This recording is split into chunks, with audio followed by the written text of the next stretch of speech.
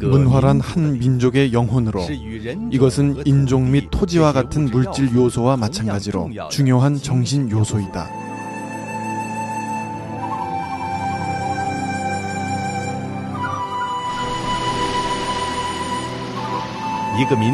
한 민족의 문명사는 바로 그 민족의 문화 발전사이며 민족 문화의 철저한 훼손은 곧 한 민족의 멸망을 뜻하는 것이다. 인류 역사상 휘황한 문명을 창조했던 그런 오랜 민족들은 인종은 여전히 남아있을지라도 전통 문화의 소실과 함께 민족은 완전히 소멸되었다.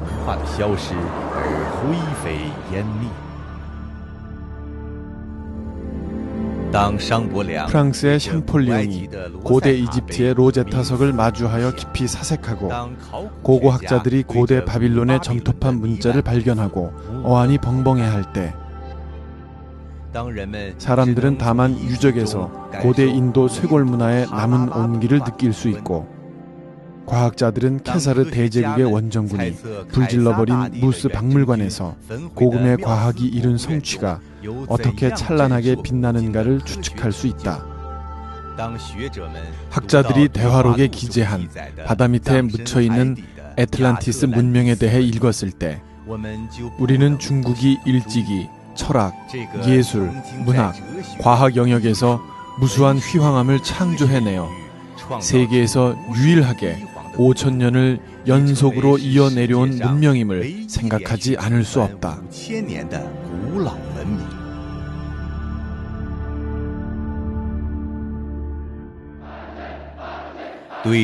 중국 문화에 대한 파괴는 비극일 뿐만 아니라 거대한 죄악이다.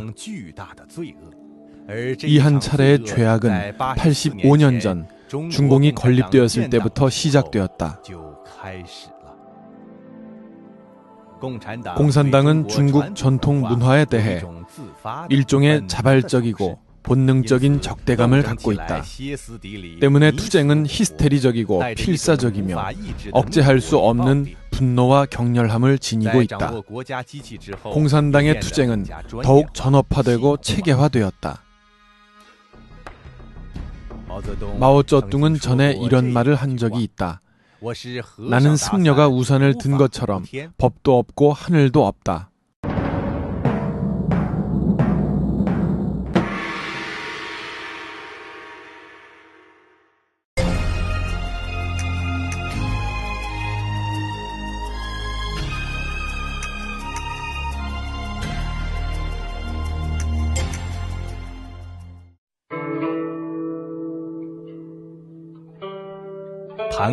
반고의 천지개벽, 여와의 사람 만들기, 신농이 100가지 풀을 맛보고 창힐이 글자를 만든 것은 신이 전한 문화의 시작이었다.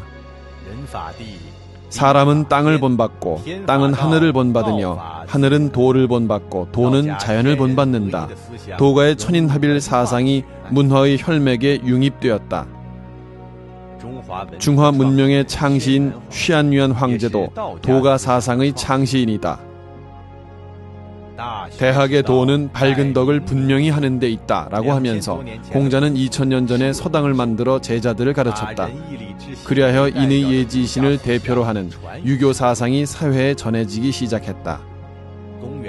서기 1세기 자비로 널리 제도한다라는 석가모니교의 불법이 동으로 전해지면서 중국 문화는 더욱 박대정심하게 되었다. 5,000년 이래 유불도 삼가의 사상은 서로 어우러져 빛을 발하여 하나 또 하나의 휘황함을 창조하였다.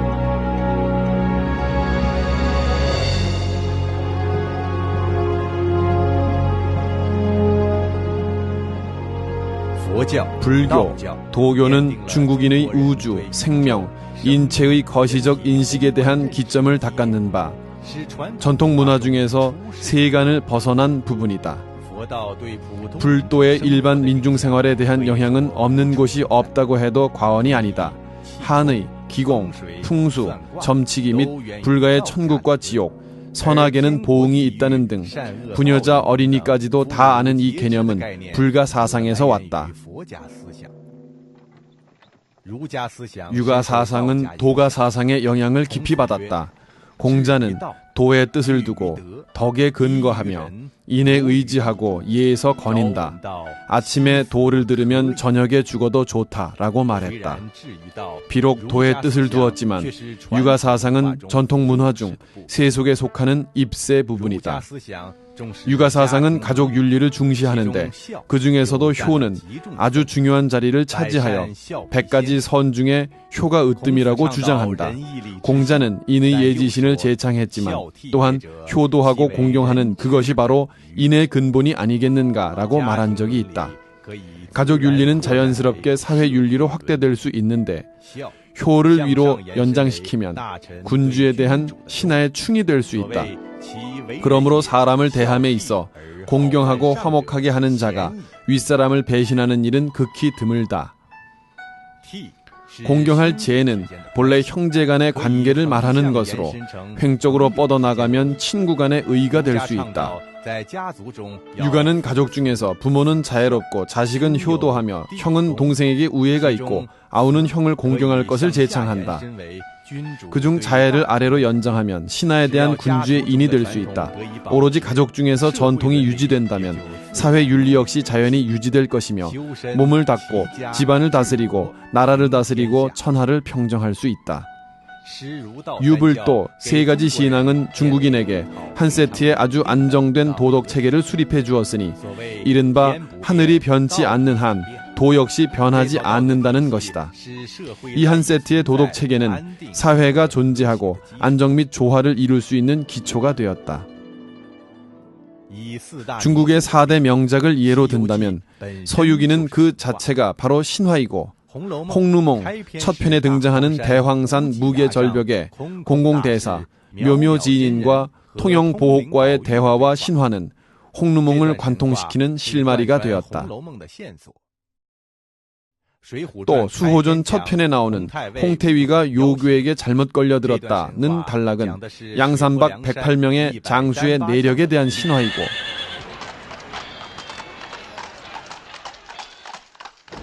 삼국지 연의는 자연재해에 대한 이야기로부터 시작해서 분분한 세상사 끝이 없어도 천수는 망망하여 벗어나지 못하네 라는 천명관으로 끝맺는다. 이것은 절대로 소설가들의 창작 과정에서 나타난 우연한 일치가 아니며 자연계 및 인생에 대한 중국 지식인들의 기본적인 견해였다. 이들의 문화작품은 후세 사람들에게 대단히 깊은 영향을 남겨주었다. 그러므로 중국인들이 의를 언급할 때 흔히 단순한 하나의 개념에만 그치는 것이 아닌 관우라는 의박 운천의 인물이 토산에 갇혀 3가지 일을 약속하고 100마의 포위와 5 관문을 지나고 6 장수의 목을 베며 화용도에서 최후의 맥성으로 패배하기까지 의리와 절개를 지키고 부자가 모두 신으로 되었다는 등의 옛 이야기를 떠올리게 된다. 그리고 충에 대한 이야기를 하게 되면 자연히 악비의 정충 보국을 연상하거나 혹은 제갈공명의 나라를 위하여 전력을 다 바쳐 죽을 때까지 그치지 않음을 연상하게 한다. 충의에 대한 전통적 가치관의 찬미는 이렇듯 지식인들의 창작에 의해 다채롭고 생생하기 그지없는 이야기로 독자들 앞에 펼쳐졌다. 도가는 진을 주장하고 불가는 선을 주장하며 유가는 충서와 인의 그리고 겉으로 형상은 달라도 안으로 성리의 동일함을 실증하나니 사람들과 더불어 선으로 돌아가고자 함을 주장한다. 이것이야말로 유불도 신앙을 근본으로 하는 전통문화의 가장 가치 있는 곳이다. 아마 많은 사람이 일생토록 일자 무식일 수도 있지만 전통 연극과 평서에 대해서는 익숙할 것이다.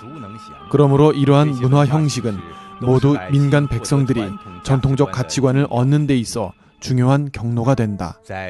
중국 역사상 전통문화가 전성기에 이르렀던 당조는 바로 중국의 국력이 전성기를 이룬 시기였으며 과학도 이로 말미암아 세계적으로 가장 두각을 나타내게 되었다. 그 당시 유럽, 중동, 일본 등 여러 나라에서 모두 당나라의 수도인 장안으로 사람을 파견하여 당나라 문화와 과학을 배우게 하였다. 주변 국가들은 중국을 종주국으로 여겼고 수많은 나라들이 당나라에 조공을 바쳤으며 당나라 문화를 번역하는 것을 중시했다. 진나라 이후 중국은 수, 당, 원, 청 왕조와 기타 소수민족이 할거한 왕조를 포함해서 흔히 소수민족들에게 점령당했다. 하지만 그들은 거의 모두 한화되었는데 이는 중국 전통 문화의 거대한 동화력 때문이라고 말하지 않을 수 없다. 이것이 바로 공자가 말한 먼 곳의 사람들이 불복할 경우 학문과 덕을 쌓으면 자연이 오게 된다는 것이다. 그리고 나서 공산당은 왔다. 그것은 싸워 이기려고 했다. 그것의 머리 위에 있는 법과 하늘을 사람들의 마음속에서 뿌리채 뽑아버리려고 했다.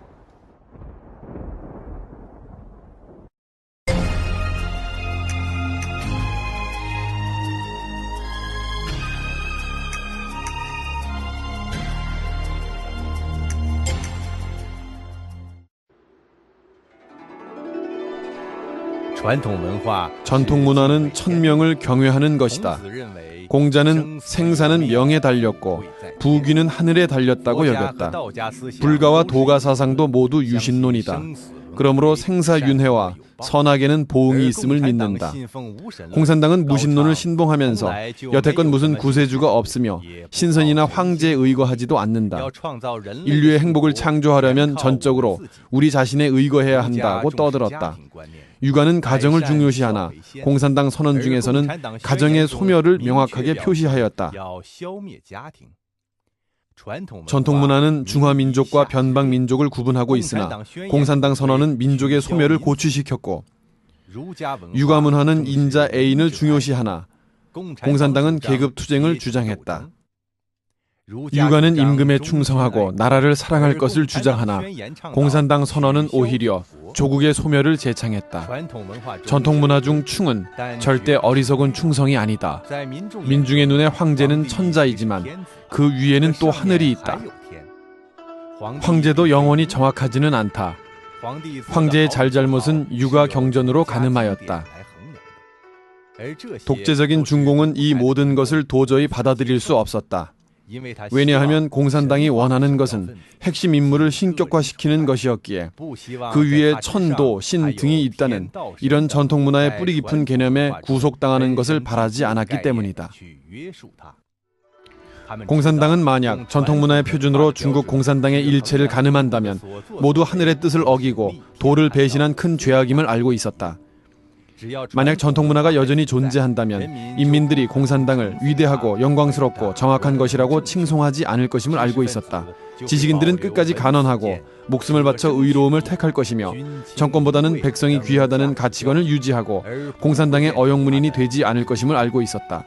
즉 전 인민의 사상 통일이 불가능함을 알고 있었다. 전통 문화 중 천지 자연에 대한 경외는 천지를 개조하고 천지와 투쟁한다는 중국 공산당의 구호의 걸림돌이고 전통 문화 중 인명은 하늘에 달려있다는 생명 존중은 중국 공산당의 집단 학살식 공포 통치의 걸림돌이며 전통 문화 중 천도야말로 도덕과 선악을 가늠하는 최종적 표준이라는 것은 중국 공산당의 도덕에 대한 해석권을 빼앗은 것과 같았다. 공산당 선언은 결코 중국 전통 문화와 대립하기 위해 쓴 것은 아니지만 그의 모든 신조는 중국 전통 문화와 완전히 대립되고 있다. 그러므로 이런 대립은 일종의 선천적인 본질상의 대립이다. 공산당의 투쟁 본능에 따르면 전통 문화를 제거하는 것은 필연적인 일로 되었다.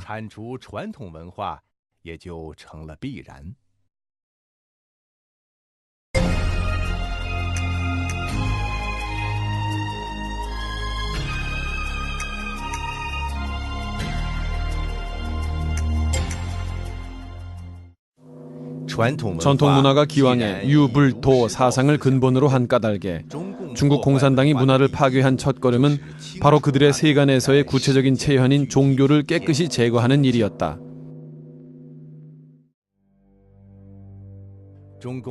중국 공산당은 정권을 잡자마자 사찰을 불태우고 승려나 비구니를 환속하도록 강요했는가 하면 기타 종교 장소에 대해서도 가차없이 파괴하였다. 60년대에 이르러 중국의 종교 장소는 이미 몇 곳에 불과했다. 문화혁명 시기 이른바 네 가지의 낡은 것 타파는 더더군다나 종교와 문화에 대한 한 차례 대검난이었다.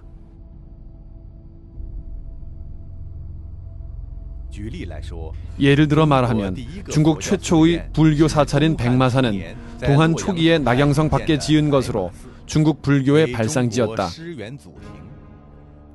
그러나 네 가지 낡은 것 타파 시기에 당연히 재앙을 피할 수 없었다. 사찰 옆에 백마사 생산대대가 있었는데 당지부 서기가 농민들을 거느리고 백마사에 가서 혁명을 하였다.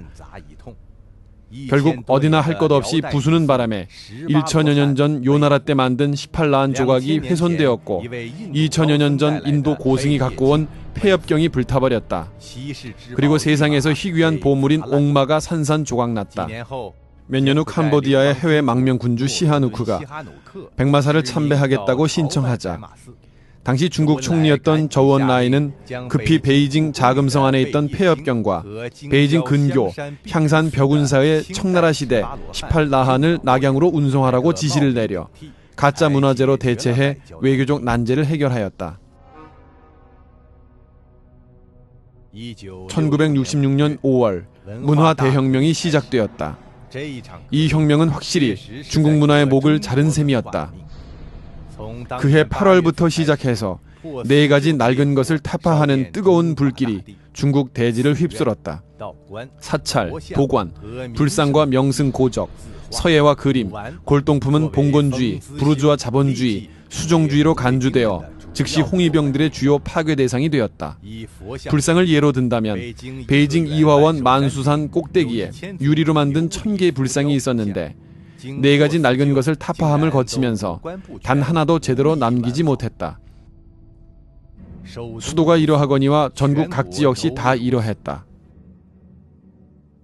산시성 저우주현 경내에는 2500년 전에 노자가 도덕경을 강의하면서 후대에 남겨준 누관대가 있었다. 노자가 당시 경을 강의한 설경대를 중심으로 사방 십리 내 50여 곳에 고적이 널려 있었다.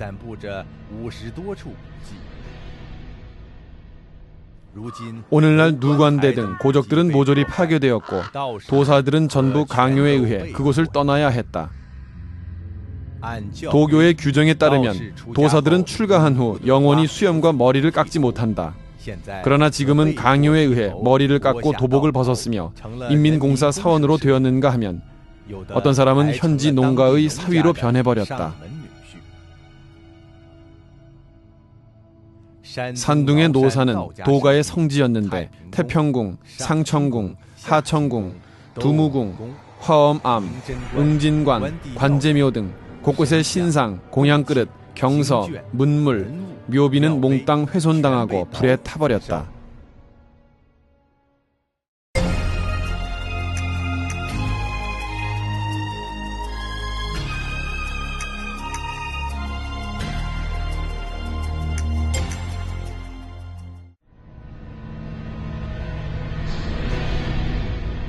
네 가지 낡은 것의 파괴 중에서 지식인들이 소중히 간직했던 수많은 희귀본과 서화들이 모두 불에 타 없어지거나 혹은 종이의 원료가 되었다.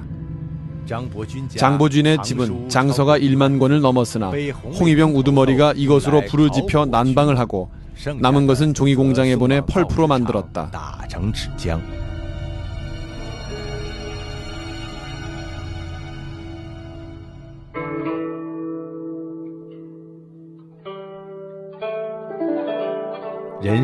세상 일은 신진대사가 있기 마련. 지난 일은 과거요, 새로 오는 것은 지금인데 강사는 뛰어난 명승 고적을 남겼으니 우리들은 다시 오른다네. 현대 중국인들이 만약 역사에 대하여 조금이라도 기억이 있다면 맹호연의 시 여럿이 더불어 현산에 오르다를 읊으면 아마도 유달리 가슴에 와 닿는 것이 있을 것이다. 문물은 문화에 대한 증명이자 기록이다. 수천 년 동안 전승되어 내려온 것으로 일단 훼손되면 복원할 수 없는 것이다. 장보준 같은 이러한 사례는 전국적으로 헤아릴 수 없이 많다. 능히 이 재난을 도피할 수 있는 문물 고적과 골동품은 실로 너무나도 적었다. 영불 연합군이 정원 중에 으뜸인 원명원을 불태워 없앤 데 탄식하고 침략자들에 의해 회멸된 영락대전에 대해 탄식하면서 우리는 왜 중국 공산당의 회멸이 침입자들보다 더 광범위하고 더 지속적이며 더 철저했음은 생각하지 못하는가.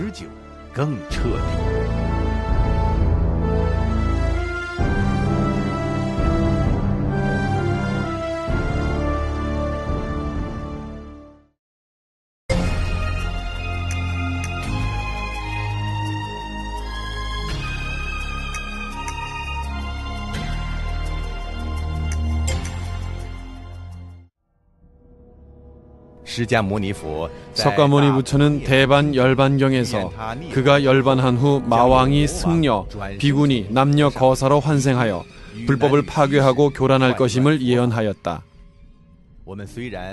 우리는 물론 석가모니 부처가 구체적으로 무엇을 가리킨 것인지 검증할 방법이 없지만 불교에 대한 중국 공산당의 파괴는 확실히 통일전선에서 시작되었으며 일부 출가인들이 시작한 것이었다. 심지어 지하당원을 직접 종교 내부에 침투시켜 파괴했다. 문화대혁명 때 한 차례 비판 대회에서 중국 불교협회 부회장을 맡은 자오푸주에게 이렇게 질문한 사람이 있었다. 당신은 공산당원인데 어찌하여 불교를 믿는가? 석가모니 부처는 계정회를 통하여 무상정등 정각을 수련해냈으며 열반전에 자신의 제자들에게 간곡히 가르치기를 계율을 지켜야 한다, 절대 범하지 말아야 한다라고 하였다. 계율시는 불교의 가장 중요한 부분이라고 할 수 있다. 불경 중에는 또 계율을 어겼을 때의 각종 응보를 기재하였다. 그러나 이런 불타의 경고는 정치 승려들에겐 귓가를 스치는 바람소리에 불과했다. 1952년 중국 대륙에서 중국 불교협회가 설립될 때 중국 공산당은 사람을 파견해 출석하였고 회의에서 수많은 교도들은 불교의 청규계율을 마땅히 폐지해야 한다고 제기하였다. 아울러 이런 전장은 수많은 청춘 남녀를 해칠 수 있다고 하였다. 더욱이 어떤 사람은 교를 믿는 것은 자유이므로 승려가 장가들고 비구니가 시집가며 술 마시고 고기 먹는 것도 모두 반드시 자유로워야 하며 누구도 상관할 수 없다고까지 하였다. 당시 회의에 참석했던 허운 법사는 불교가 곧 소멸될 위험에 처한 것을 보고는 일어나서 항변했으며 계율과 불교 복장을 보존할 것을 요구하였다. 그러나 허운 법사는 곧 반혁명으로 몰렸고 방장실에 감금되어 음식물조차 공급받지 못했다. 대소변도 밖으로 내보내지 못하게 하였고 또한 황금, 은, 총을 내놓으라고 명령하였다. 허운 법사가 없다라고 하자 공산당은 사람을 시켜 잔혹한 구타를 가해 허운 법사의 머리가 터지고 피가 흘렀으며 갈비뼈가 부러졌다. 당시 허운은 이미 112세였다. 군경은 그를 평상에서 끌어내려 바닥에 넘어뜨렸다. 이튿날 다시 왔을 때 허운이 아직 죽지 않은 것을 보고 또다시 악독하게 구타하였다.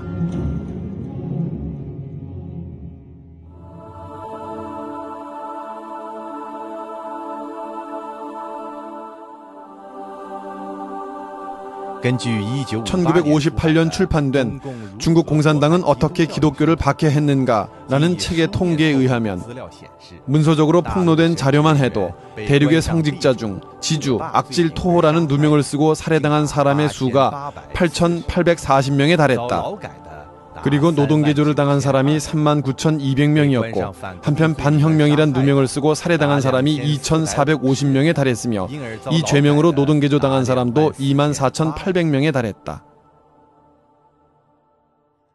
1952년에 성립된 중국 불교협회와 1957년에 성립된 중국 도교협회는 그들의 발기서에서 모두 인민정부의 영도하에라고 명확히 표시하였다. 이것은 사실상 무신론을 주창하는 공산당의 영도하에 있다는 것을 뜻한다. 동시에 양교는 모두 생산 건설에 적극적으로 참가하고 정부 정책 등을 실행하겠다고 표시하였다. 완전히 세속화된 조직이 된 것이다.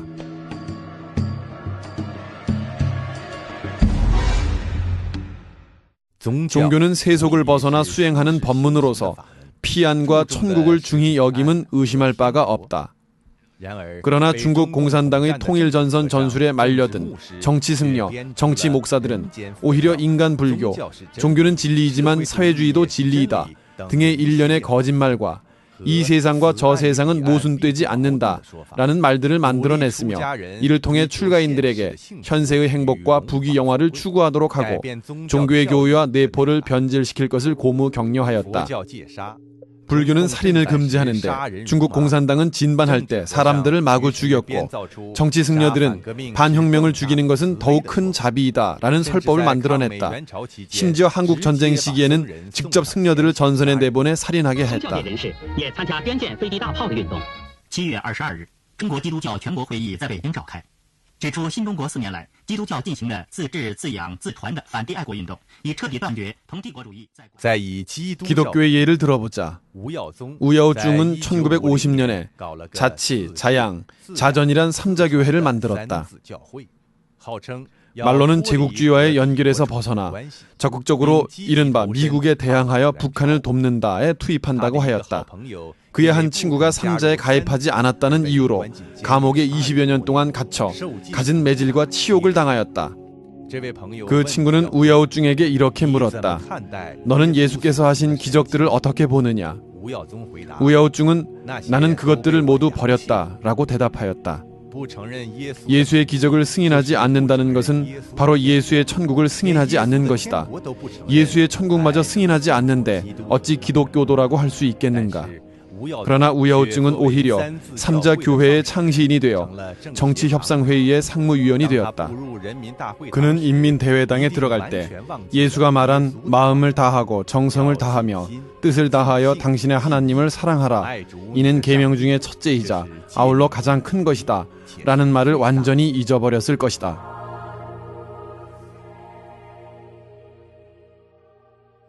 중국 공산당은 절의 재산을 몰수하고 승려와 비구니더러 마르크스주의를 배우도록 강요하고 강제 세뇌를 강화하였으며 승려 비구니를 노동에 참가하도록 강요하였다. 예를 들어 저장성 넝보에는 불교 공장이 하나 있으며 그곳에서는 2만 5천 명에 달하는 과거 승려 비구니들의 노동력을 짜내고 있다. 더욱 황당한 것은 중국 공산당은 승려와 비구니를 결혼하도록 장려하여 불교 신앙을 와해하였다는 것이다. 예를 들어 1951년 38절에 후난성 창사 부녀 연합회는 전 성의 비구니들에게 반드시 며칠 내로 결혼하라고 명령하였다. 그 외 젊고 힘센 남자 승려들은 전쟁에 참가할 것을 강요하였고 전쟁터에 보내 총알바지로 만들었다. 중국의 각종 종교단체는 공산당의 폭력적인 탄압하에 와해되었다. 불교계, 도교계의 진정한 엘리트들은 탄압받았고 남은 사람들 중 아주 많은 사람들이 환속하였다. 그리고 많은 사람들은 비밀 공산당원으로서 전문적으로 가사, 도포, 목사의 옷을 입고 불경, 도장, 성경을 왜곡하며 이런 경전들 속에서 중국 공산당의 운동을 위한 근거를 찾고 있다.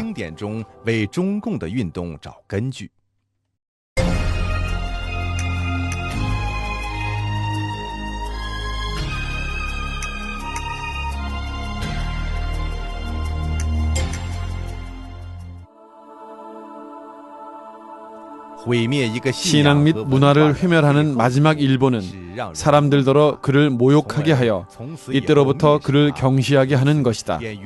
이렇게 되면 영원히 해방되지 못한다.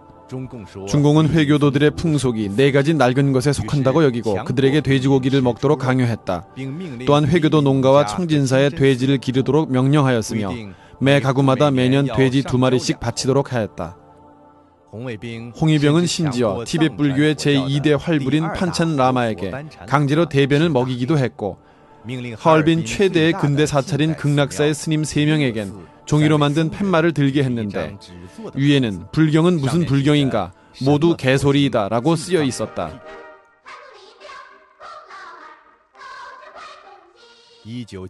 1971년 전국에서는 공자를 미친 듯이 비평하는 운동이 일어났다.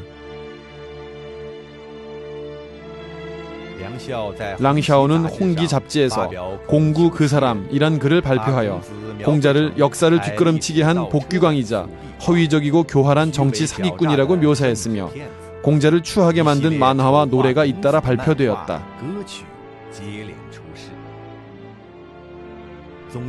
종교와 문화의 장엄함과 신성함은 이런 식으로 깡그리 파괴되었다.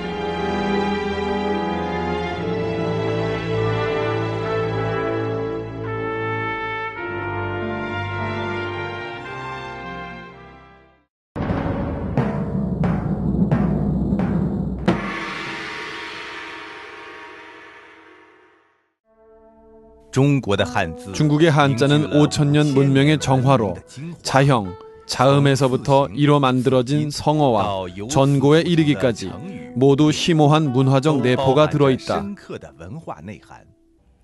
중공은 한자를 간체로 만들고 이외의 병음화 정책을 채택하여 살아있는 언어 문자에서 문화 중의 일체 전통을 없애려 하였다. 나중에 도저히 현실적으로 실시할 수 없게 되어서야 그만두었다. 그러나 전통 문화를 이어받은 지식인들에게는 이런 행운이 따르지 않았다.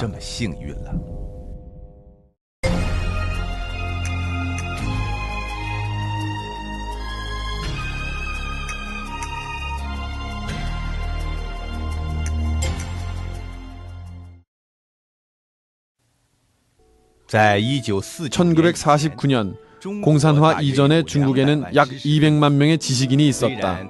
비록 그들 중 일부는 서양에 유학을 갔다 온 사람도 있었지만 여전히 유가 사상을 이어받은 사람들이었다. 중공은 그들을 가만두지 않았다. 사대부 계층 사람들의 사상이 민간의 의식 형태에 적지 않은 작용을 일으킬 수 있었기 때문이었다.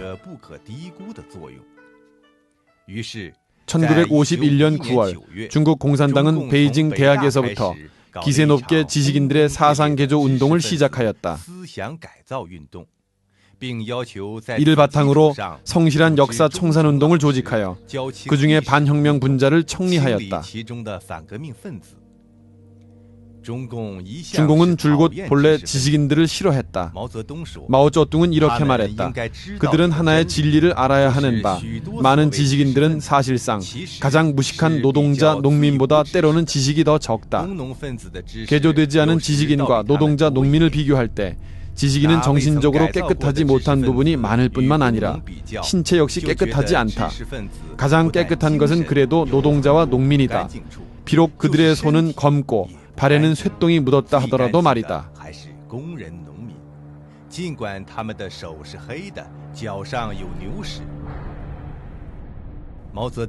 지식인들에 대한 마오쩌둥의 박해는 여러 가지 형식의 대비판부터 시작하였다.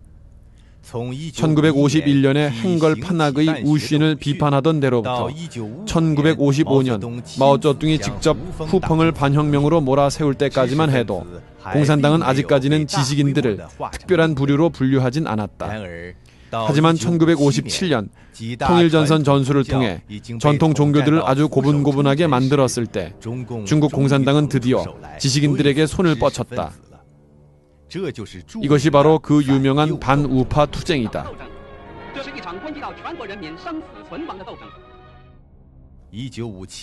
1957년 2월 말 중국 공산당은 백화제방, 백가쟁명을 호소하면서 지식인들에게 공산당에 대한 의견을 제출하라고 격려하면서 말한 자는 죄가 없다라고 간절하게 표현하였다.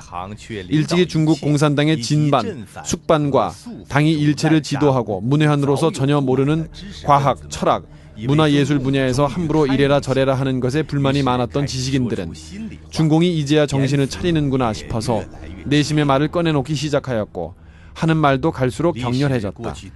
많은 세월이 지났음에도 사람들은 여전히 이 사건을 중국 공산당에 대한 지식인들의 비판이 한계를 넘은 상황에서 마오쩌둥이 더 이상 참을 수 없자 할 수 없이 반격을 가한 것으로 알고 있다. 그러나 사실은 그렇지 않다. 1957년 5월 15일 마오쩌둥은 상황이 변하고 있다라는 글을 써서 당내 고위 간부들에게 전달하였다. 그래서 최근 한 시기 우파는 가장 견결하고 발광적으로 표현하고 있다. 그들은 중국 땅에서 7급 이상의 태풍을 일으켜 공산당을 없애려 하고 있다고 썼다. 이어서 그런 대명 대방에 별로 관심을 갖지 않았던 각급 당 관리들은 갑자기 지극히 열성적이며 성실해지기 시작했다. 장버진의 딸은 자신의 회고록 지난 일은 연기처럼 사라지지 않는다에서 이렇게 썼다. 중국 공산당 통일선전부 부장 리웨이한이 직접 전화를 걸어 장보진에게 정풍 좌담회에 참가할 것을 요청하고는 앞줄 큰 소파에 아버지를 앉게 했다. 아버지는 그것이 계략인 줄 모르고 많은 의견을 제출하였다. 이 과정에서 리웨이한은 매우 즐거운 표정이었다. 아버지는 그가 자신의 말을 찬양하는 줄로만 알았다. 사실 그는 사냥감이 올가미에 걸린 것을 보고 기뻐하고 있었음을 누가 알았으랴. 장보준은 그 후 중국 최대의 우파 분자로 몰렸다. 아래에서 1957년 당시 이른바 우파 분자들의 의견과 비판이 제기된 날짜들을 살펴보도록 하자. 장보준의 정치 설계원이 5월 21일, 룽윈의 소련의 황당무계한 논리를 반대한다가 5월 22일, 러룽지의 명예회복위원회가 5월 22일, 린시링이 베이징 대학에서 한 중공의 봉건사회주의를 규탄한다는 강연이 5월 30일, 우쭈광의 당은 서둘러 예술사업 지도를 중단하라가 5월 31일, 슈안빙의 당의 천하가 6월 1일이었다. 이 모두는 마오쩌둥이 칼을 갈아놓은 후 지식인들을 초청하여 발표한 언론이었다. 물론 이런 지식인들은 그 뒤에 우파로 몰렸고 이런 우파는 전국에 55만 명이나 되었다.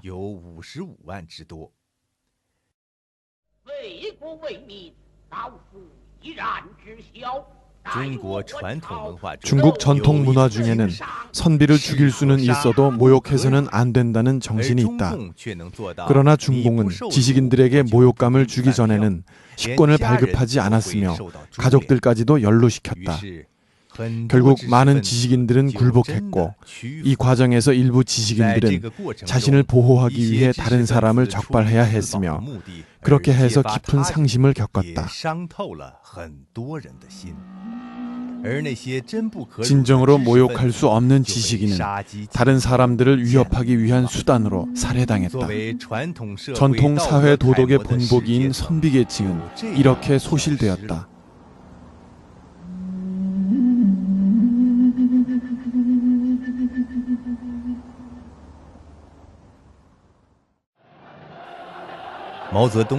마오쩌둥은 이렇게 말한 적이 있다. 진시황이 다 무엇인가? 그는 460명의 유생을 묻었지만 우리는 4만 6천 명의 지식인을 묻었다. 우리가 진반운동을 하면서 반혁명 분자들을 죽이지 못하겠는가? 나는 민주 인사들에게 다음과 같이 말한 적이 있다. 당신들이 우리를 진시황과 같다고 욕한다는데 그렇지 않다. 우리는 진시황을 100배 이상 초월했다. 사실 그가 어찌 지식인만 파묻었겠는가? 더 처참한 것은 그들의 신념과 마음을 파괴한 것이다.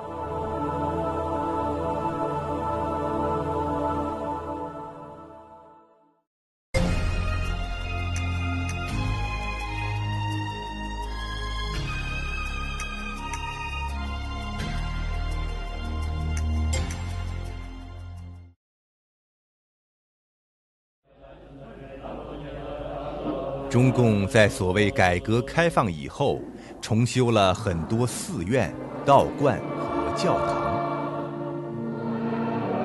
在国内搞庙会，建立各种民俗、民族文化村，在海外举办规模盛大的中国文化节、出土文物展览，各类地方戏曲、民间工艺美术以及中国绘画、书法、美食等等，也似乎得到了全面弘扬和发展，看上去风风火火、争奇斗艳。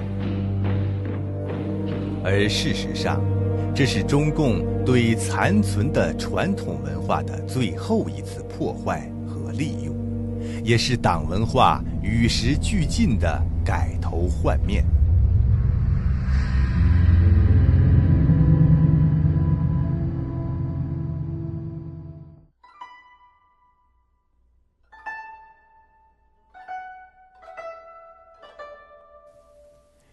中国的文化中有一种神韵。举例来说，中国古代的科学直接针对着人体、生命和宇宙进行研究。以中医为例，据医书上记载，中国古代的大医学家们基本上都是有特异功能的。扁鹊见蔡桓公，一望便知其病在何处；华佗见曹操，一看就知其脑中有瘤。可是往往这些精华的东西现在却是受到批判的，认为是迷信。当今中国中医所继承的只不过是一些药方和经验的摸索，中医大夫们都要学西医作为基础课，其诊断治疗的手段也往往需要量血压、照 X 光等等。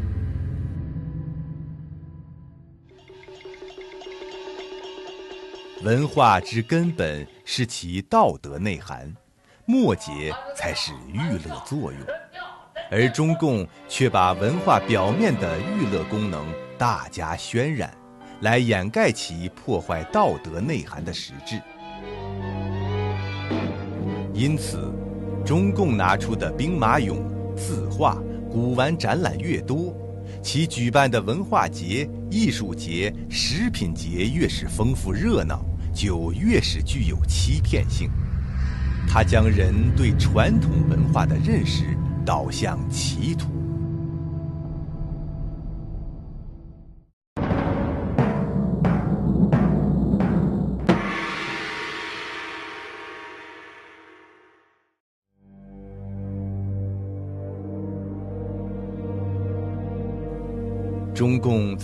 중국 공산당은 전통적인 반신 문화를 파괴한 동시에 끊임없는 정치 운동을 통해 암암리의 공산당 문화를 수립했다.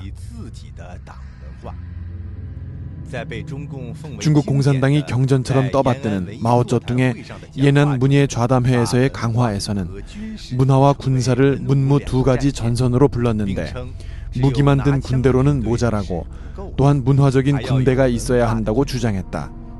그리고 문예는 정치에 복종해야 한다고 규정했는데 노동자 계급의 문학 예술은 전반 혁명 기계 속에서 기어와 나사못에 해당한다고 말했다. 그리하여 공산당을 옹호하는 것을 최종 목표로 하고 무신론과 계급 투쟁을 핵심으로 하는 전통 문화와는 완전히 상반되는 한 세트의 당 문화가 파생되었다. 아울러 사람들 생활의 모든 방면에 침투되어 당의 테러적이고 독단적인 인문 환경을 구성하여 사악한 영부채로 하여금 인민들을 더욱 튼튼히 통제하게 하였다.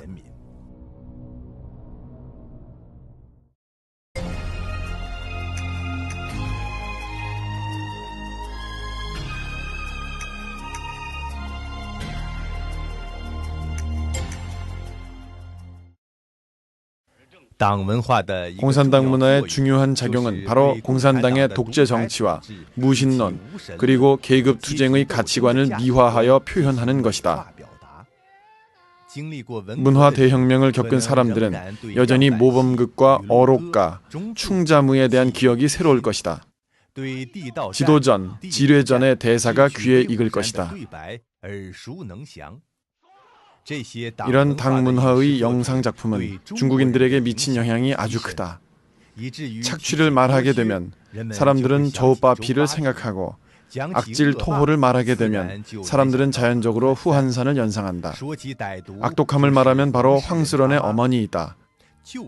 낡은 사회는 고난의 대명사가 되었으며 새로운 사회에서만이 명랑한 하늘이 있을 수 있다.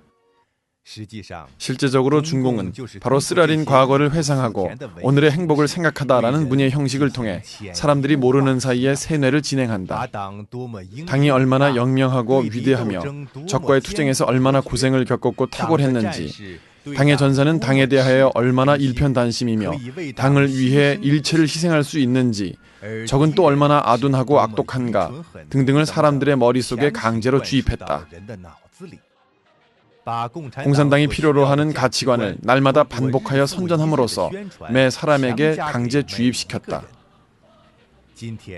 오늘날 돌이켜 음악, 무용, 역사시, 동방홍을 보면 전체적인 주제와 표현 방식은 모두 살인, 살인, 살인이었다.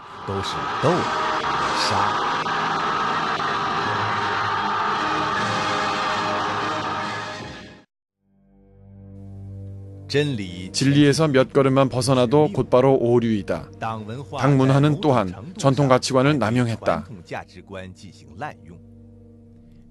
예를 들어 전통 문화 중에서 믿음을 말하고 공산당도 믿음을 말하지만 공산당이 말하는 것은 당에 대하여 충실하고 고분고분한 것이다. 전통 문화 중에서 효도를 말하면 공산당도 부모를 모시지 않는 사람을 감옥에 잡아간다. 그러나 그 이유는 자식이 부모를 모시지 않음으로써 부모가 정부의 부담이 되기 때문이다. 아울러 공산당이 필요로 할 때는 자식들은 또 부모와 경계선을 그어야 한다. 전통 문화에서 충성을 말하지만 군주는 가볍고 백성이 귀하며 사직이 중요하다. 그러나 공산당이 말하는 충성은 어리석은 충성이고 공산당을 미신하고 맹종할 정도의 복종을 요구하는 등이다.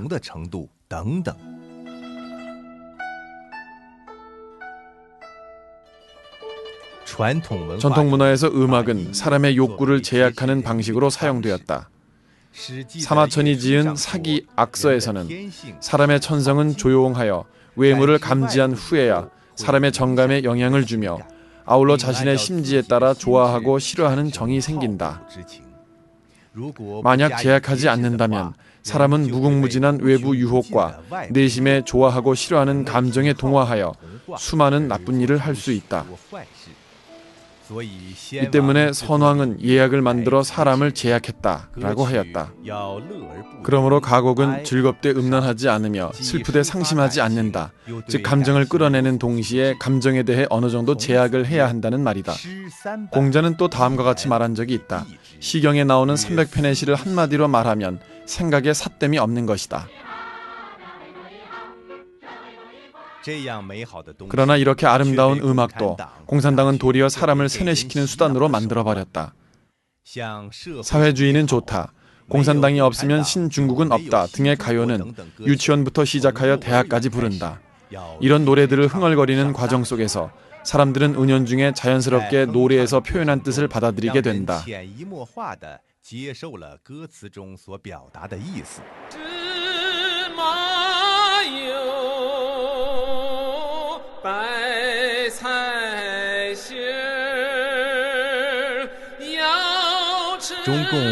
중국 공산당은 더욱이 민간에서 유전되어 온 가장 듣기 좋은 민요를 직접 도용하여 원래 곡조에 공산당을 찬양하는 가사를 덧붙여 전통 문화를 파괴하는 동시에 공산당을 위해 이용했다.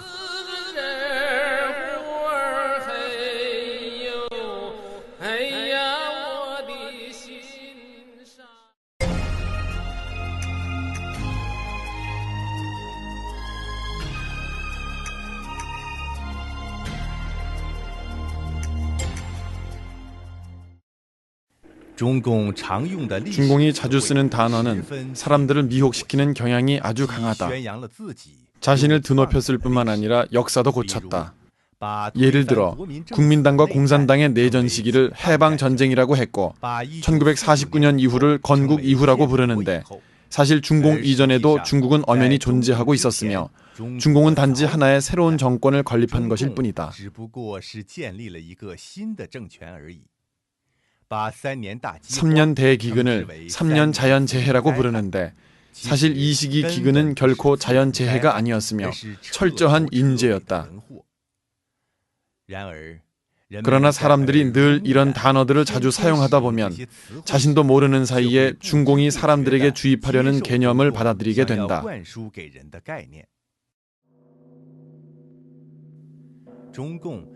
중공의 종교 단어에 대한 남용은 더욱 단어의 내포를 왜곡하는 것이다. 예를 들어 가고는 종교 중에서 수련인이 생명 귀속의 참뜻을 깨우침을 가리키는 것인데 중공은 그것을 당 및 방침 정책에 대한 인식 정도로 변화시켰다. 중공은 또 자신의 한 세트 언어 시스템을 마련했다. 당의 대회는 반드시 승리적으로 열리고 또 원만하게 끝난다. 외국 관원과 만날 때 반드시 친절하고 우호적인 분위기 속에서 진행하며 당에 대한 결의는 반드시 견결히 옹호하며 관철 집행한다. 욕하는 식의 대비판 언어, 소름이 끼치는 공적과 은덕을 노래하는 언어, 텅 빈 나으리식 팔고문 등등은 사람이 말하기만 하면 비자각적으로 계급 투쟁과 당을 노래하는 사유 방식 속으로 빠져들어가게 한다.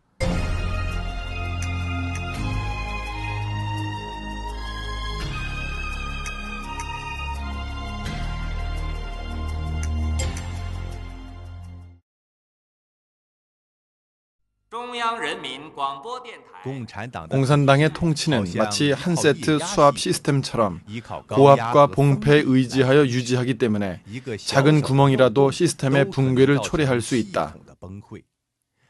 그러므로 당 문화의 성질은 바로 전횡과 독재인 것으로 정치 투쟁, 계급 투쟁을 위해 봉사하며 아울러 이로부터 은연중에 사람의 내재적 정신과 외재적 행위를 규범화한다. 下面给您预告一下本台今天第3次播音时间所要播出的节目内容。18点20分。由于没有 사상, 언론, 결사, 신앙 등의 자유가 없고 또 당 중앙과 일치성을 유지해야 하므로 중공의 당 문화는 폐쇄적이며 독단적인 것이다. 공산당은 지난 55년 동안 테러로 중국 인민의 영혼을 압박했다. 높이 걸린 채찍, 높이 든 칼, 언제 드리워질지 모르는 재난은 사람들의 행위 방식을 규범화시켰다. 사람들은 테러 속에서 고분고분한 순한 양이 되었다. 민주화 운동 인사, 자유 사상가, 체제에 대해 회의적인 사람들은 모두 다른 사람들에게 경고를 주려는 목적으로 희생되었다. 봉폐된 속에는 또 공산당의 고도로 발달한 네트워크가 있다. 주민등록과 호적제도, 가도주민위원회 제도, 각급 당위 구조, 그리고 각 연대에는 당 지부가 있고 마을마다 당 지부가 있다. 또한 공산당과 공산청년단 조직 생활을 통해 자신의 문단속을 잘하고 자기 사람을 잘 감시한다. 상방을 차단하고 6.10 사무실은 감독팀을 조직하여 각 지역과 회사에 대해 부정기적으로 감독한다. 중공은 현대사회 법치주의 원칙에서 크게 벗어난 연좌제를 대대적으로 실시하고 있다. 지주, 부자, 반동, 나쁜 사람, 우파로 낙인 찍힌 가족들에 대한 독재, 그리고 출신 성분론을 제출하는 것까지 공산당은 줄곧 연좌제를 시행하고 있다. 가령 파룬궁 수련생이 베이징에 가서 청원을 할 경우 직장 책임자는 제대로 일을 하지 못하고 조치가 부족하다는 이유로 책임 추궁을 받거나 비판을 받는다. 성시 책임자까지도 층층이 연좌제에 의해 연루된다. 중공은 이른바 교육을 잘 받을 듯한 자녀들과 검은 오부류에 대해 차별 정책을 실시한다. 그들에게 공산당과 일치할 것을 제창하면서 이른바 대의를 위해 친족을 무시할 것을 요구한다. 아울러 인사 및 각종 기록 문서를 통해 사람들을 통제한다. 다른 사람의 잘못을 비판하고 적발할 것을 요구하며 당의 요구에 부응하는 경우 포상과 재배치가 이루어진다. 이 밖에 당 문화는 선전 방면에서 이런 당 문화를 건립했다. 중대한 문제상에서 모든 매스컴이 다 달려들어 단체로 동조한다. 필요시에는 각급 당, 정부, 군대, 노조, 청년단, 분여회 지도자를 데려와 태도를 표시하도록 하며 지지하게 하고 사람마다 고비를 넘게 한다. 폭력 문화를 고취하기, 증오 문화를 선동하기, 거짓말 문화, 세뇌 문화, 아천 문화, 대충대충 문화, 시비가 뒤집힌 문화 등등이다. 이로부터 사람을 기계로 만드는 문화를 건립했다. 공산당은 민중들에게 혁명기계에서 녹슬지 않는 나사못이 되고 당에 순종하는 도구가 되며 당이 지시하는 대로 따라할 것을 요구했다. 민중에게 자아세뇌와 절대 복종의 문화가 형성되었다. 이기적인 생각은 떠오르기만 해도 그것과 치열하게 싸워라. 영혼 깊은 곳에서 혁명을 폭발시켜라. 당 중앙과 고도의 일치를 유지하라. 사상을 통일하고 발걸음을 통일하고 명령을 통일하고 지위를 통일하라. 인성 중에 이기심, 질투, 불난집에 부채질하는 등등도 이로부터 진일보 확대되었다. 무릇 이와 비슷한 예를 들자면 아직도 매우 많다. 중국 대륙으로부터 온 매 사람은 모두 자신이 직접 겪은 경험 속에서 당 문화의 각종 요소를 찾을 수 있을 것이다. 중공은 이로부터 사악한 생령 부채가 생존할 수 있는 인문 환경이 이루어졌다.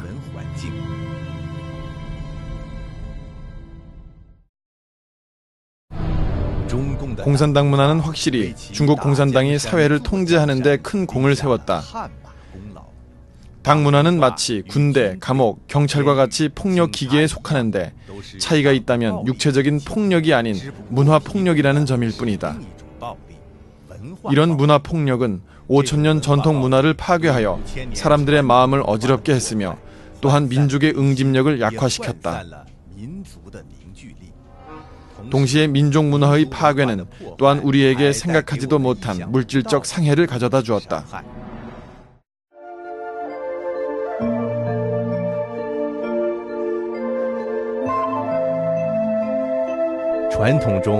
전통 문화는 천인이 합일하고 자연과 화목하게 공존하며 군자는 재물을 아끼지만 도에 맞게 얻는다. 공산당은 하늘과 싸우니 그 즐거움이 무궁하고 땅과 싸우니 그 즐거움이 무궁하다고 했다. 개인 이익을 위하고 돈벌이를 위해 미친 듯이 자연을 착취하고 오염시켰으며 생태 환경이 회멸될 만큼의 파괴를 당했다. 중국의 5만 킬로미터에 달하는 하천 중에서 4분의 3 이상의 어류가 살지 못한다. 지하수의 오염 비율은 10몇 년 전에 비해 3분의 1이나 증가했고 지금도 계속 악화되고 있다. 회하에서는 심지어 한 어린이가 기름이 오염된 강물 위에서 놀다가 수면에 불꽃이 떨어져 5m가 넘는 화염이 치솟은 사건이 발생하기도 했다. 이 화재로 인해 주위에 있던 10여 그루의 버드나무가 불에 탔다. 그곳에서 생활하는 사람들은 이런 물을 마시고 있는데 각종 암과 괴질에 걸리지 않을 수 없다. 서북 지역의 사막화, 염전화, 공업발달 지역의 오염 등은 모두 사람들의 마음속에서 자연에 대한 경외심을 잃어버린 것과 관련이 깊다. 전통 문화는 생명을 경외하지만 중국 공산당은 반란에도 도리가 있고 사람과 싸움에 그 즐거움이 무궁하다고 한다. 혁명이란 이름으로 수천 수만 명을 죽일 수도 있는데 심지어 굶겨 죽일 수도 있다. 이로 인하여 사람들에게 생명에 대한 멸시 풍조를 가져왔고 모조품, 독극물의 유행을 조장했다. 안후의 푸양을 예로 들면 본래 건강했던 아이들이 수유 기간에 팔 다리가 짧아지고 신체가 허약해지면서 머리가 커지는 현상이 나타났다. 돈에 눈이 먼 상인이 독이 든 분유를 판매한 것이었다.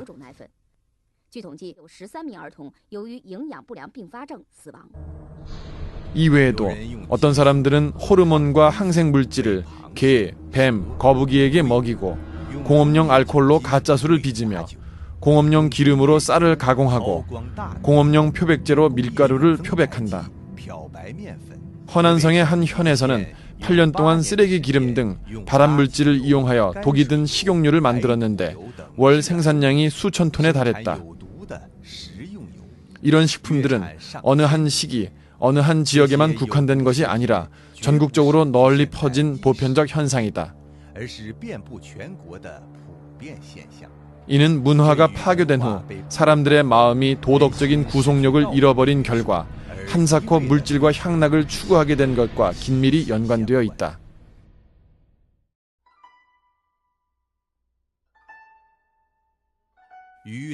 당 문화가 갖고 있는 절대적인 전횡, 배타성과는 달리 전통 문화는 거대한 포용력이 있다.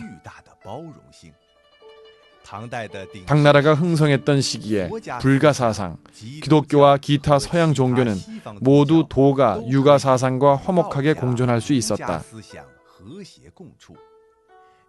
진정한 전통 문화는 현대 서양 문명에 대해서도 필연적으로 개방적이며 포용하는 자태를 유지한다.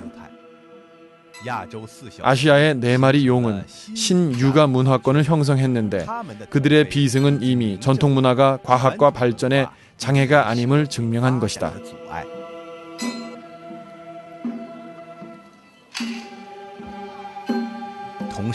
동시에 진정한 전통 문화는 사람 내심의 즐거움을 중시하며 외재적인 물질적 향락으로 사람의 삶의 질을 가늠하지 않는다. 앞에 칭찬받기보다는 어찌 뒤에 회방이 없는 것만 하겠으며 몸에 즐거움이 있기보다는 마음에 근심이 없는 것만 하겠는가. 도연명은 가난하지만 불행하지 않았고 여전히 동쪽담 아래에서 국화를 따서 멀찍이 떨어진 남산을 바라보네와 같은 유유자적한 흥취가 있었다.